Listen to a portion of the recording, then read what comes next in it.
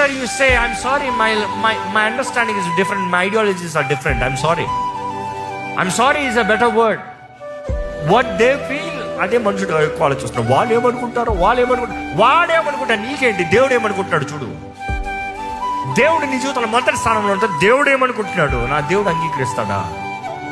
ఈరోజు చాలా మంది మనుషుడికి నో చెప్పలేకపోతున్నారు. మామూలుగా చెప్తారు కదా, ఒక మనిషికి మెచ్యూరిటీ వచ్చింది అన్నదప్పుడు ఎవిడెన్స్ ఏంటి తెలుసా, సైన్ ఏంటి తెలుసా? The day they can say no. ఒక లెవెల్కి వచ్చిన తర్వాత, అరే బయటికి వెళ్తున్నాను రా, వస్తావా? సినిమాకి వెళ్తున్నాను రా, వస్తున్నావా? వస్తానంటావు ఏంట్రా? మన నువ్వు అంటే ఏమనుకుంటారు వాళ్ళు? లాస్ట్ మినిట్లో బిజీ, ట్రాఫిక్ జామ్, అక్కడ స్టక్ అయిపోయాను. ఎందుకంటే అబద్ధాలు.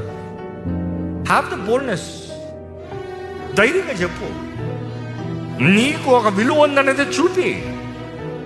పాపానికి నో చెప్పు, దేవుడికి నో చెప్తావు, దేవుని పడుగులు నో చెప్తావు, దేవుని మహిమ కొరకు వాడబడతావు నో చెప్తావు. పాపానికి నో చెప్పు, లోకానికి నో చెప్పు, లోక కార్యాలను నో చెప్పు. వాడు బ్రతికి సరిలేదంటే నో చెప్పు. వారు ఏమనుకుంటారు, నువ్వు భయపడాల్సిన అవసరం లేదు. వారి అంతము దేవుడు నిర్ణయించలేదా? వారికి అలా ఎలాంటి అంతం ఉంటుందో నీకు తెలియదా? Have that maturity.